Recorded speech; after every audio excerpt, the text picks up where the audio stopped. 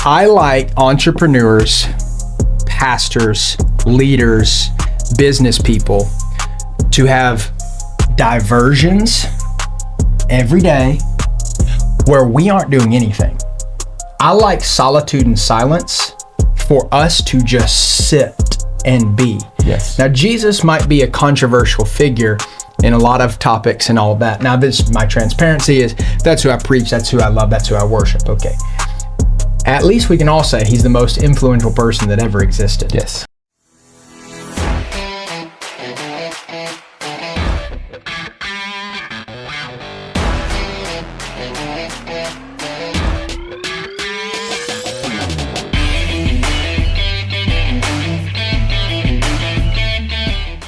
So how do you find that center?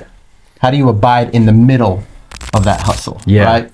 Because I believe in the same thing, man. Like, we're preaching in entrepreneurship and business and everything else, the culture. Yeah. It's all by design, right? I think the design is to keep us so distracted, so in tune with our phones, right? Where we're going down this rabbit hole, right? Where it's almost like no return. But this hustle bustle culture that we're taught through conversation, right? Through the way that everything is. Yeah. How do you abide in the middle of that season, right? 3 things: daily diversions, weekly withdrawals, annual abandonments. Let's break that down a little bit more. So that's strong. Okay. So we got daily diversions. Okay. I like entrepreneurs, pastors, leaders, business people to have diversions every day where we aren't doing anything. I like solitude and silence for us to just sit and be. Yes. Now, Jesus might be a controversial figure in a lot of topics and all of that. Now, this, my transparency is, that's who I preach, that's who I love, that's who I worship. Okay. At least we can all say he's the most influential person that ever existed. Yes. Mark 4:35 tells us, very early in the morning, Jesus got up and went to a solitary place to pray. What did he do? Meditated. Yeah, he diverted from the whole world that was waiting on him to hustle up and let's go and we need you and you got to come and preach another sermon and do another miracle. And he was saying, I have something built in where I go to a solitary place. That means alone. Yes. Solitude is different from isolation. Isolation is the negative version of solitude. That is, we're depressed, we're by ourselves, we're isolating because we're so spent burning energy. We're trying to get away from our staff, we're trying to get away from our family, and now we're trying to isolate. Solitude is the proactive version of that. Yes. And saying, I already rested for today, so I don't have to rest from today. Yeah. That's different. That's your rocket fuel, right? You're putting intention every single day. Like, big part of my routine too. Yeah. I'll always start the day with gratitude, right? Meditation, prayer, right? That's where you're really coming into tune with yourself, with God, right? Where you have that clarity of mind. You're not thrown by all these distractions that come into your life. Yes. Right? And just, it puts you in a proactive state. That's it. So that you don't step into your day having to react, right? Instead of stepping into a reactive state. Yeah. Where you're having to react to every little diversion that comes into your life, and it just ends up in chaos, right? That's where the ship burns down, and that's where everything just goes down the shooter, right? Yeah. And then your second one is your weekly withdrawals. So weekly, we have to withdraw from the people, from the pace, from the productivity, because it blesses the other 6 days to be at a higher pace, to have better people interactions, and to be even more productive than if we wouldn't have done it in the first place. That's the principle all over Scripture. Wow. So when you withdraw and you sit and you have a whole day with whatever that looks like for everybody, I always ask the question to answer this for people: what re-energizes you? Okay, let's try to lace some of that weekly on a specific day where you can program some routines and some rhythms where you're re-energized. Now, I know we want to work at what we love to do, and we want to love what we work for. I get that. That still doesn't mean, even though I love preaching, I love people, I love all that, I still need sometimes where I'm re-energizing and get away. Yeah. Now, my thing is the mountains. Okay, that's just where I find my serenity. That's where I really feel like I can withdraw and I can be emotionally thick when I come off of a mountain. I can't do that every week. Right. So I have to find pockets of how I do that with my wife and with our family. So for us, this looks like every week we have a date night, my wife and I.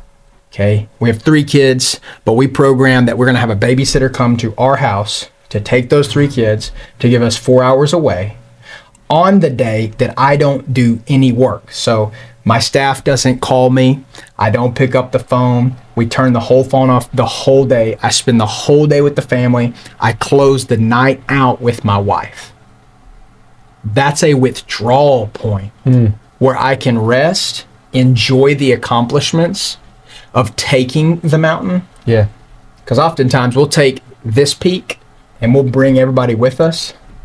And when we get to that peak, we won't turn around. Right peak, right? Yeah. And you look around and right or wrong, what I'm going to say is you may not even celebrate the fact you took it, because as entrepreneurs, you see the next one that's a little bit higher. It's a little bit bigger. Let's go seize the day.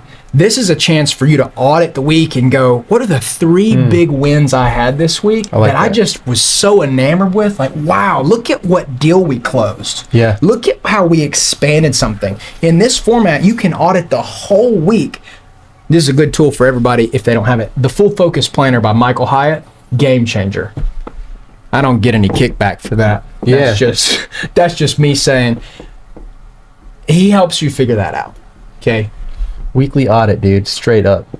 Powerhouse moves. And a lot of people, watching this video, they're thinking like I understand this stuff, recharging and stuff, but where does this fit into leadership? This is leadership summed up inside of it, right? It's the leader first works on himself. He makes sure that he has the fuel to sustain the vision, to carry on the people, to do the work day in and day out. And it starts with the work that's done in silence. Yeah. Yeah, and then you have 3. Your third one is annual abandonments. Let's deep dive on that. Let's deep dive on it. Now, here's what I like to encourage.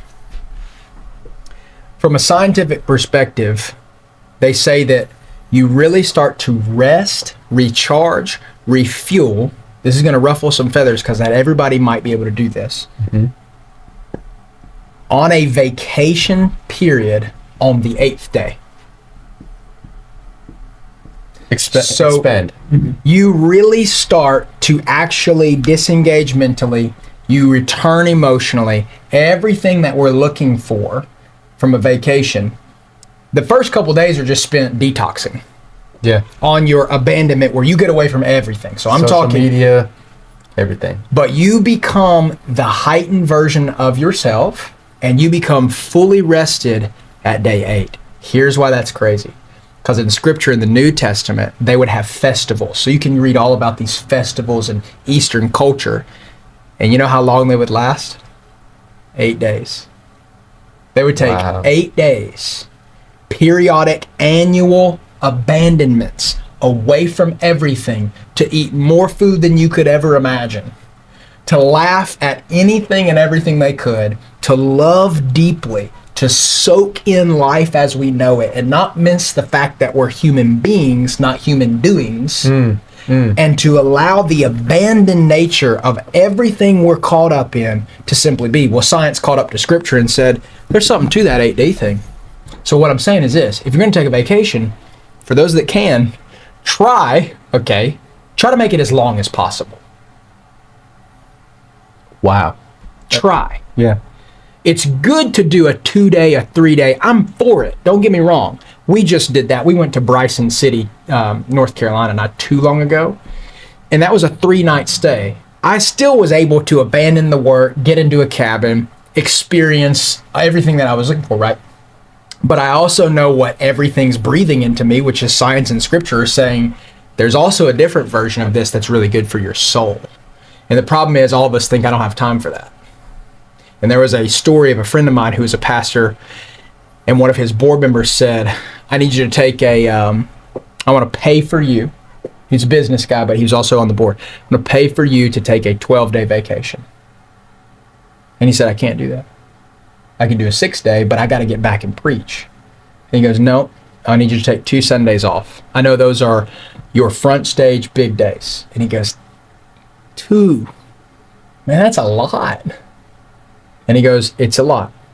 I want you to take 12. And he goes, I just can't do 12. And he goes, let me just stop you right there. You know I love you. You're my pastor. Call me back when you care more about yourself, your marriage, and your family than you do about the church. That's heavy duty.